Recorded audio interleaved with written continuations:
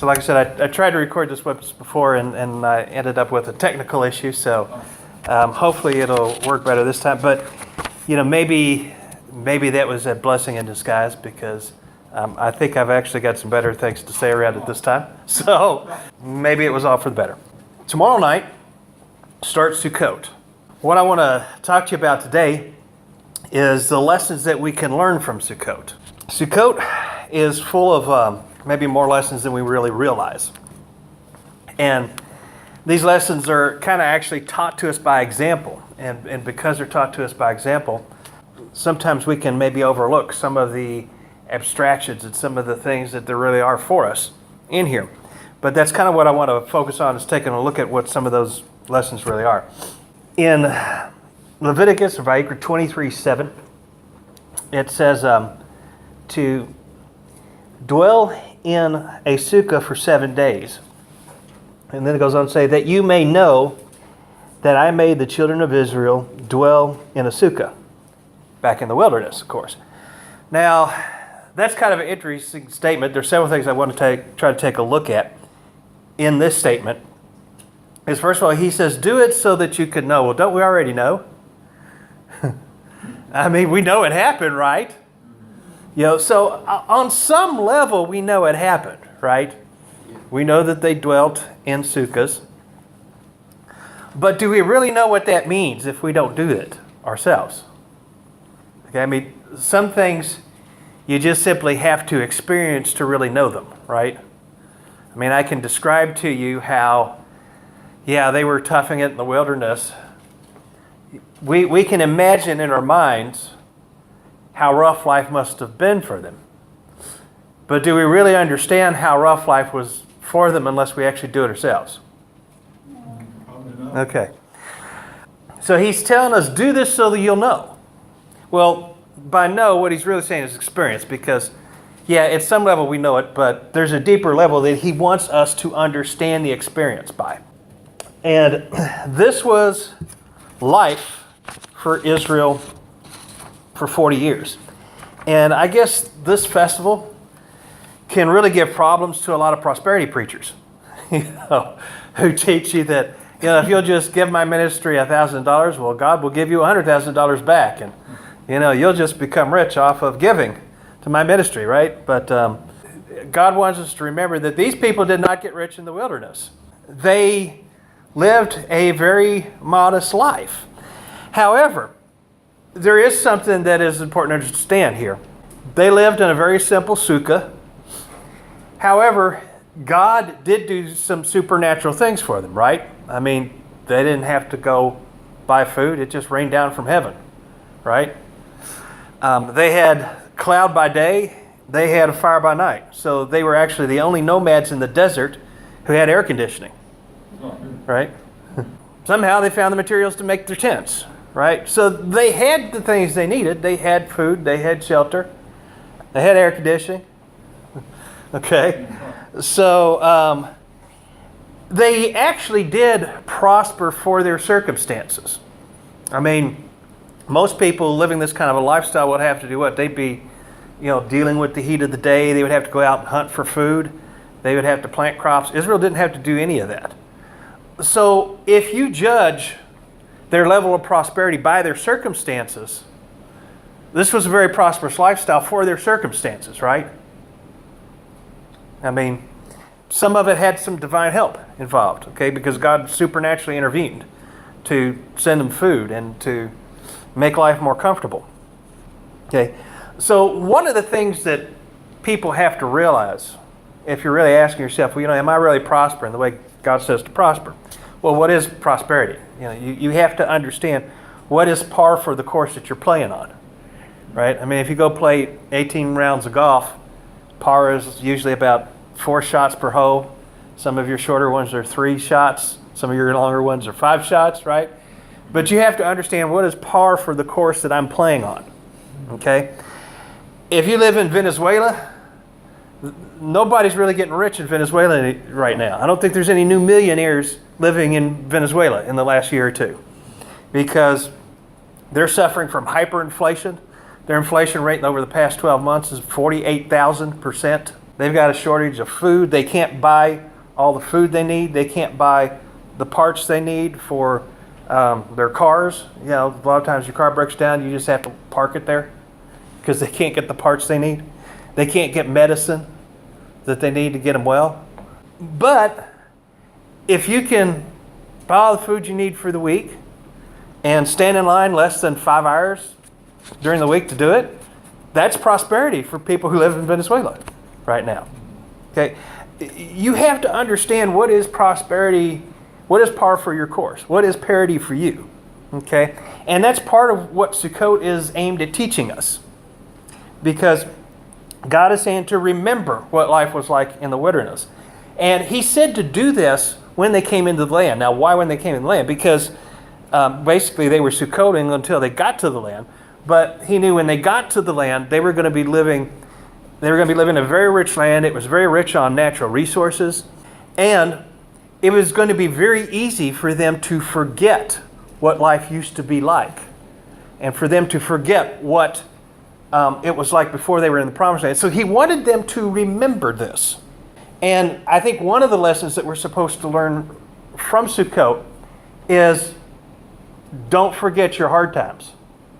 Okay, because a lot of times, all of us are going to be going through hard times in life at one time or another. And sometimes we learn lessons through those hard times. Don't forget those lessons you learn.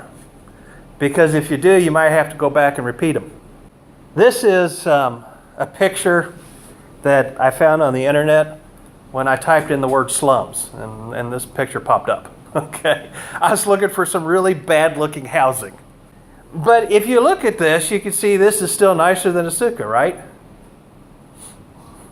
Now, if you look at this, you're going to look at this and say, well, that's nicer than a sukkah, but that's way worse than what I live in. I mean, I think most of you probably live in something a whole lot nicer than this, right? But by going back to something even worse than this, okay, it can do a lot to make us appreciate the standard that we have. It's really, I don't think, any accident that what we're essentially doing if we celebrate Sukkot is we're fasting shelter for a week, right? Almost fasting. I mean, like, and that happens, 5 days after you fast food on Yom Kippur. Okay, so there's a pattern going on here, right? I mean, on Yom Kippur, the ideal is to afflict your soul. You know, fast food, we don't, traditionally we understand that to mean that we don't do things that are enjoyable on Yom Kippur. Okay, we don't listen to music, or watch TV, or we don't do anything that we would normally do that we find pleasure in. Okay, the ideal is to spend the day afflicting our soul, trying to reflect on our past year and trying to figure out what we need to do to make our lives better. That's what we're supposed to spend our day doing on Yom Kippur. On Sukkot, in a way, we're still afflicting ourselves partially, right? Because we're fasting shelter. We're living in a way that is substandard from what we would normally do. And so we're kind of taking that affliction and stretching it out a little bit. However, we are allowing ourselves to enjoy life. We're not saying don't enjoy life during Sukkot. We're just making our surroundings hard to enjoy life. Right? So on Yom Kippur, we actually try to be miserable. I mean, in fact, I had somebody who once said, "Happy Yom Kippur." I go, well, shouldn't you be saying "Have a miserable Yom Kippur"? Actually, the traditional Jewish well-wishing there is "Have a light fast," because to actually wish someone a happy Yom Kippur is kind of contradictory there, because it's supposed to be a day where we afflict ourselves and learn the lessons that come from afflicting ourselves. But during Sukkot, it's different. During Sukkot, we're not trying to afflict ourselves, we're trying to enjoy life. But we're just making it hard to enjoy life. Okay? And one of the lessons that should be learned from that is that the material things are not what help us enjoy life. Because we're trying to get away from those material things when we celebrate Sukkot, right?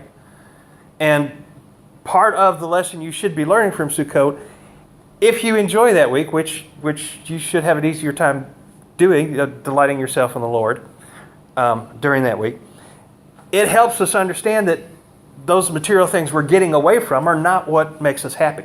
One of the things that I actually discovered myself was that once I was traveling, and I had gotten to where I was going real late at night. It was like midnight. And I stopped at this cheap hotel.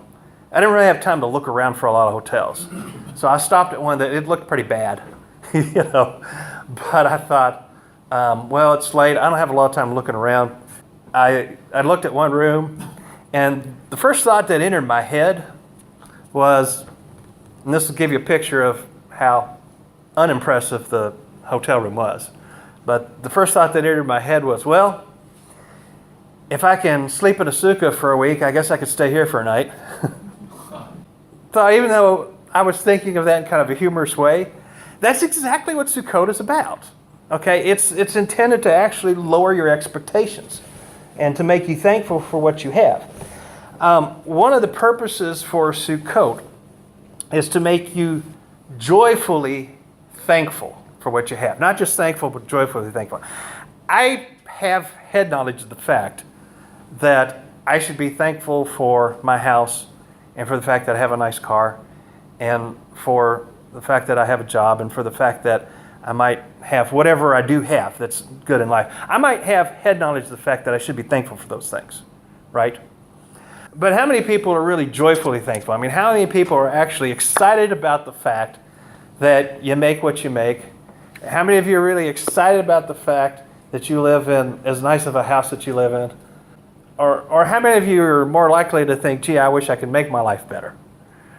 Well, this is a week in which most of us probably are thinking about how can I make my life better, okay? And that's probably particularly true if you're living in a society, particularly in the society we live in. I mean, we live in a society that, here in the United States of America, we live in a society that has a free market. We live in a society where, if you work hard enough, you can make more money. You can find another way to get ahead, okay? And technically, the sky's the limit. So we have this mindset where we're always capable of spending 51 weeks out of the year thinking about how can I improve my life. But Sukkot is really designed for you to spend 1 week out of the year reminding yourself it could be a lot worse. Remember what that wilderness journey was like. Did God not love those people who spent 40 years in the wilderness? Well, yeah, he loved them. So how come their life was so miserable? I mean, it's intended to get you to realize, not just be thankful for what you have, but by experiencing, I know that my life could be worse, okay? But if I actually subject myself to a worse experience, then I'll come out of that experience not just simply being thankful for what I have that's above that standard, but I'll be, excited about it. I mean, when you give up all of your, everything that's you're surrounded by, if you really go all out, and I know some of you, maybe you're going to be working during Sukkot, some of you might want to take the week off, but if you really want to go all out with Sukkot and try to learn everything there is to learn from it, and take off the whole week, get away from everything material, get away from your house, get away from electricity, don't get on the internet, get away from everything that maybe makes your life enjoyable now, and enjoy life without all those things, then when you come back out of it, you can become excited about how the things you're blessed with do make your life better. Far more than if you never go through that experience. Because without going through that experience, you just simply take these things for granted. So the purpose is to make you joyfully thankful, get you excited about the fact that you're blessed with what you're blessed with. Because most of us basically take what we have for granted. I mean, we have it. Once we get it, we take it for granted. I can remember the first time I bought the house I was living in. I'd never owned a house before. But when I bought my first house, hey, this is exciting. I finally own my own house, I've now been in that same house for, 23 years, okay? It could be easy to take that house for granted because it's just standard. At one time, I was excited about it. Every time I go sleep in a sukkah, I get excited about it again, okay? I mean, I can get that excitement back. I can get that first day of sleeping in my house excitement back when I go sleep in a sukkah for a week, okay? So that's what I mean when I say it's to make you not just thankful. Because you already know you're supposed to be thankful, but to make you joyfully thankful for what you have. It's real easy to covet, right? And one of the things that Sukkot is going to do is to get you out of that, because one thing that's real easy to do is, let's suppose you've got a friend that's got a nicer house than you. Okay, well, it's easy to walk into his house and look at his house and look at the stuff that's in it and say, well, gee, I wish I had a house like this. I wish that God blessed me the way my friend here is blessed. And, then go home and start grumbling, God, what's wrong with me? Why haven't you blessed me like this? And it's really easy to start thinking about these things negatively, okay? And what causes you to think about your circumstances negatively? Coveting does. The purpose of Sukkot is to inoculate your spiritual DNA against coveting.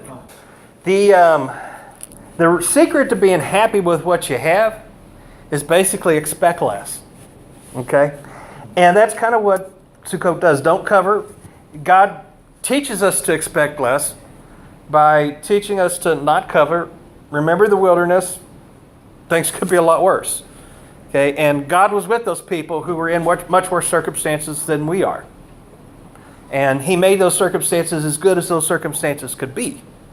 And that's what you have to recognize, is that what God is going to do for you in your life is make your circumstances as good as they can be.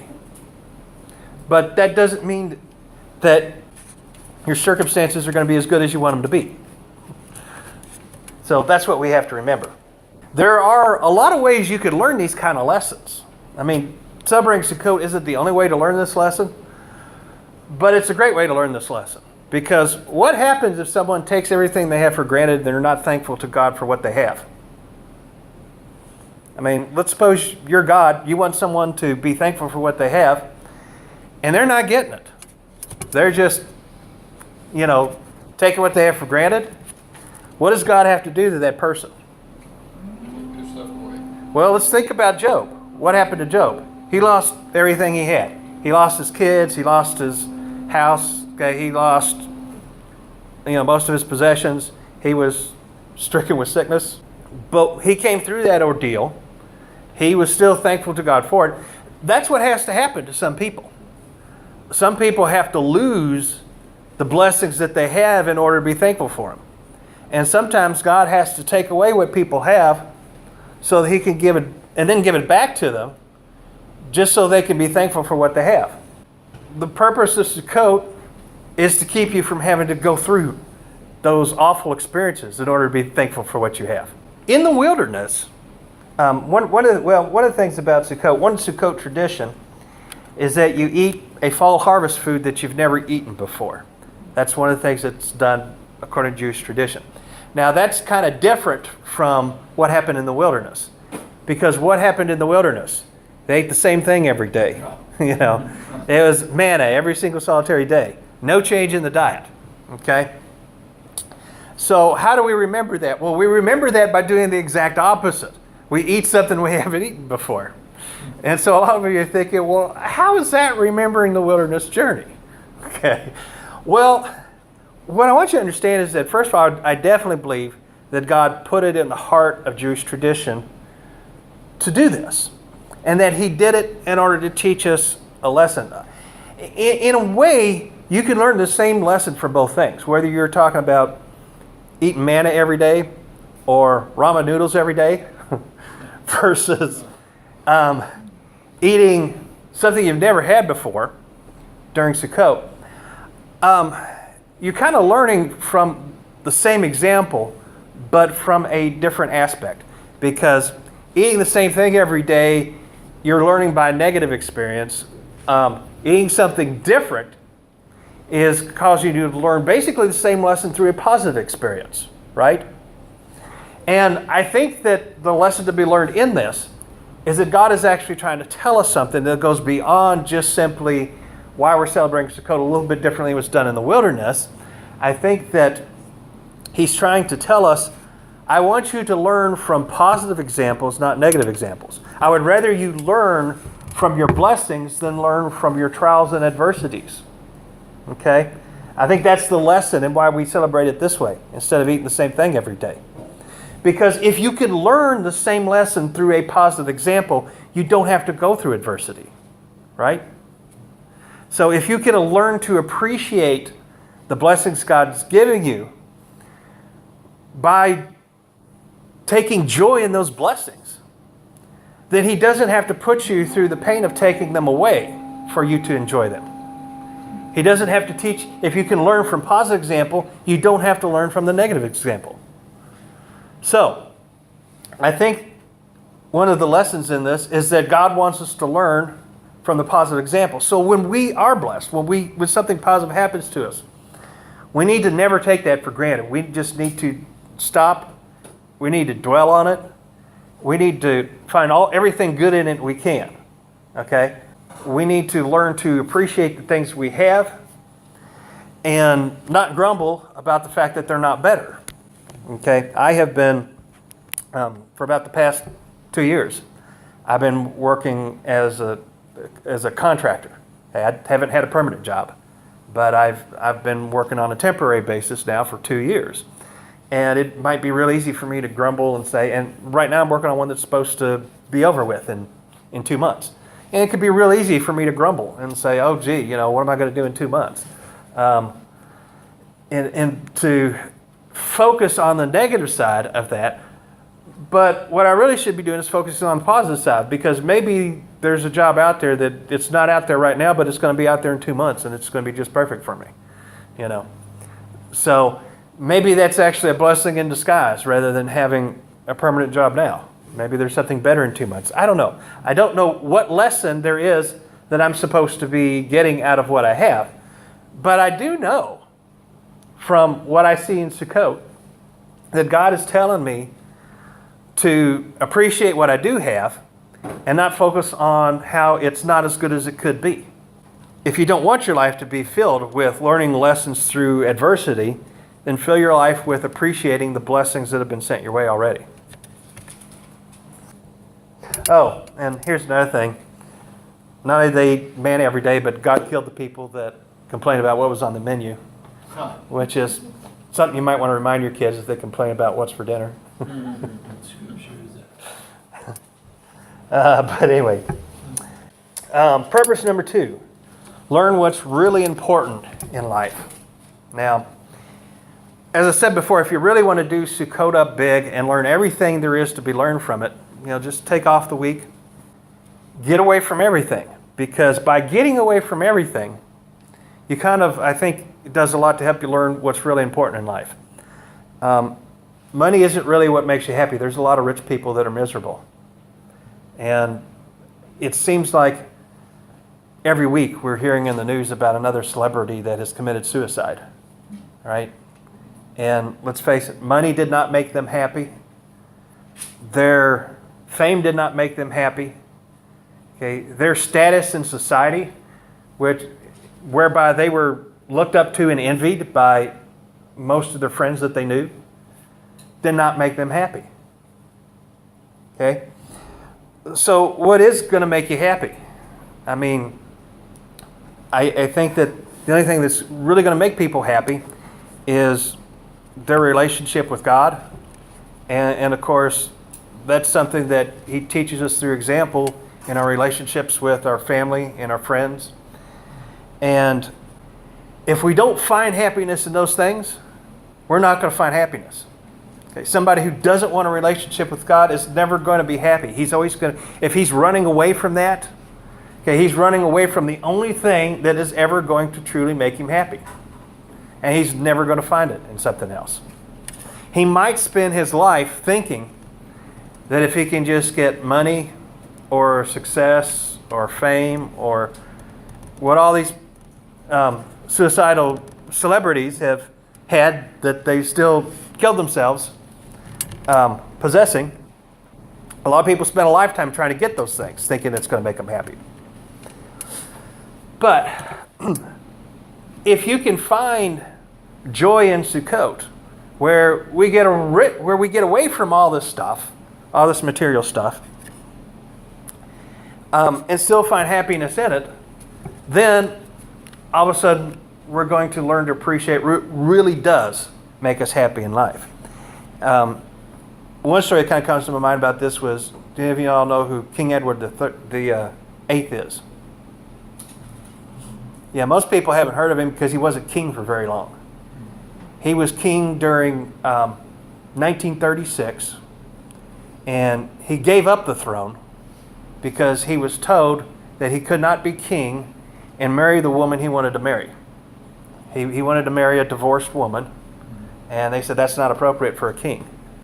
So he actually abdicated the throne so that he could marry this woman. He gave up his title, he gave up the throne as King of England and married the woman because he felt like that would make him happy. Sounds like something Christ did.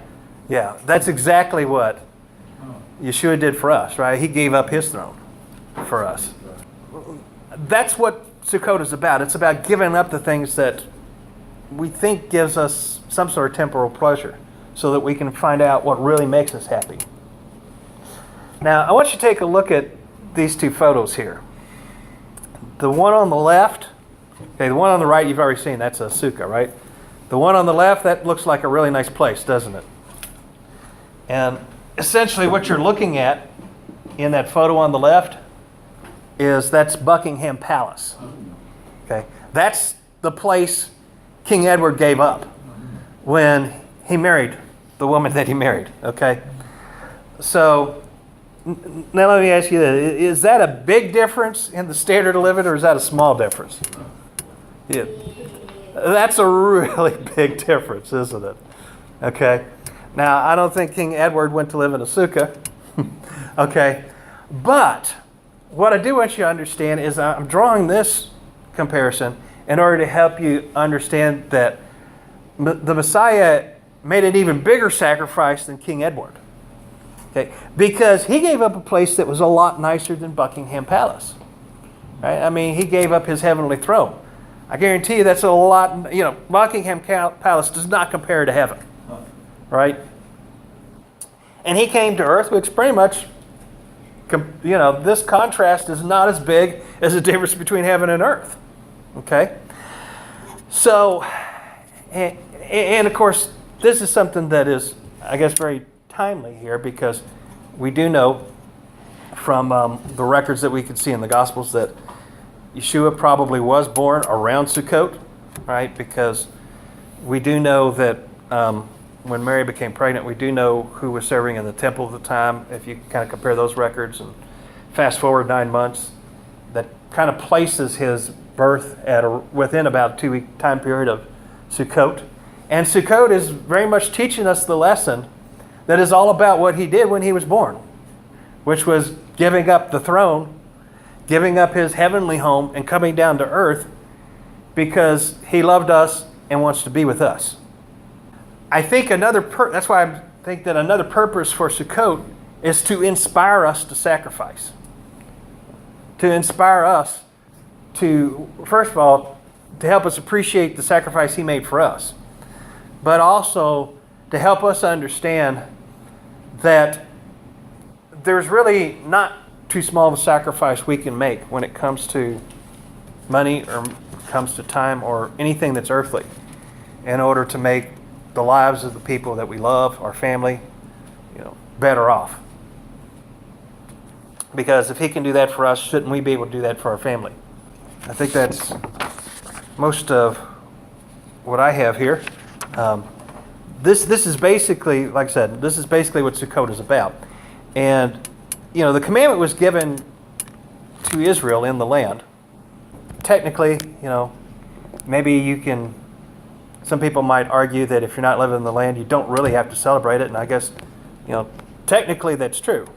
But what I'm trying to do is show you here, these are the lessons that we get to learn from Sukkot. Do you want to get in on those lessons or not? Do you want to get in on this kind of experience or not? Do you really want to have God work the kind of things in your heart that this experience will work in your heart? Or do you want to have to learn the same lessons the hard way? That's really what Sukkot is about. So, anybody got any questions or comments?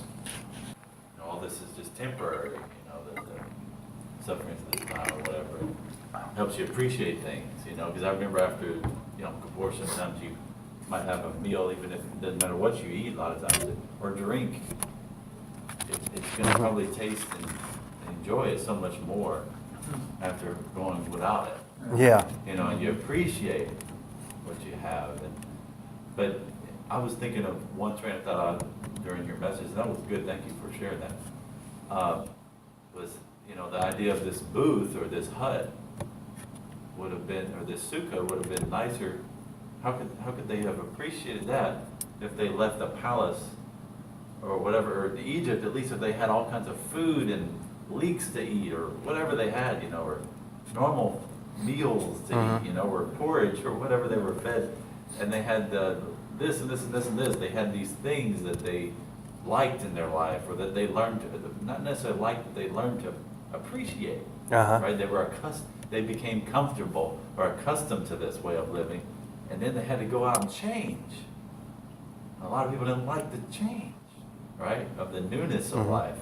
This newness of life, they couldn't appreciate it because they already liked the life they had. But God said you have to change and have a new life, right? But in my estimation, I'm thinking that a hut or a booth or a sukkah would have been far nicer than a palace in Buckingham because it was in the promised land. And the land would have sold itself to these people. Air conditioning, heat, you know, all these things, the comforts of the promised land, the free food that they were given. Basically, God said, I've met every need that you have right here. All you need is me and this land I'm giving you. I think that's just awesome. Yeah. Yeah, I think you definitely hit on probably two things there. You know, one is that it's not the temporary things, it's the permanent things. You know, because the wilderness journey was just 40 years out of Israel's history. But it is supposed to kind of teach us to give up the temporary for the eternal, right? And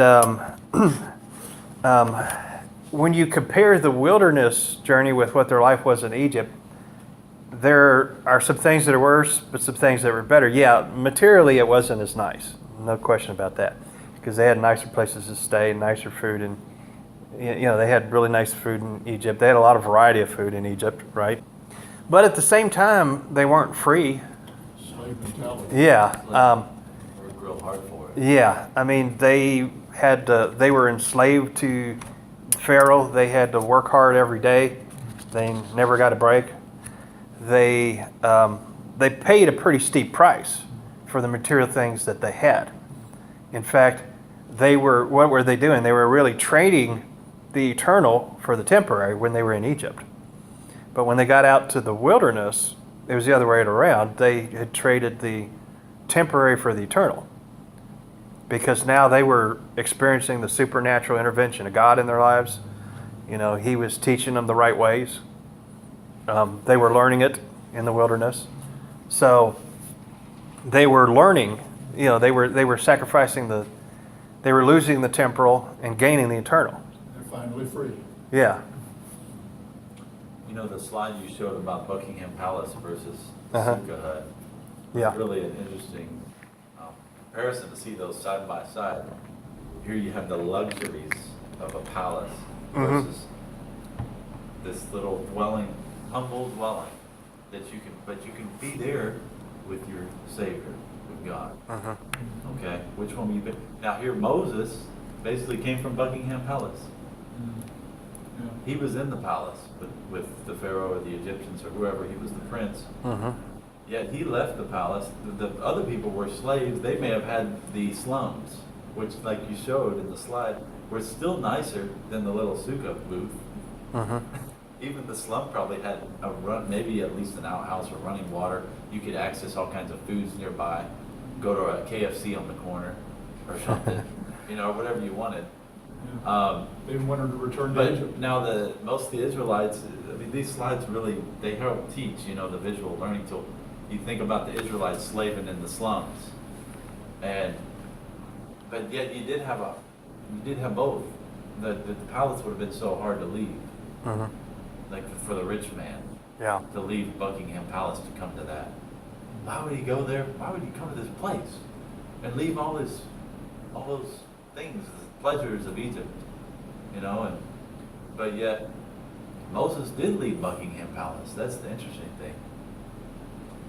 And he did it for all of all the people, so that they could, be with God there. It's just an interesting tool you have there with the palace. Yeah. You're being said. And when you think about it too, like the story about the quail and so forth, and when you think about it, yeah, they were eating the same thing every day, but they didn't even have to work for it. It just rained down, so they just went and picked it up and started eating it. I mean, when they were in Egypt, yeah, you had all kinds of things, but you had to work for it, But they were forgetting that when they were complaining. They were saying, well, God, can you not only give us food we don't have to work for, but can you give us better food? They weren't appreciating the fact that they were getting something that they didn't have to do any work for at all. I do have an experience, though, with some times where we kept a Sukkot or a feast, Tabernacles, where you would go and not stay in just a campsite or a tent.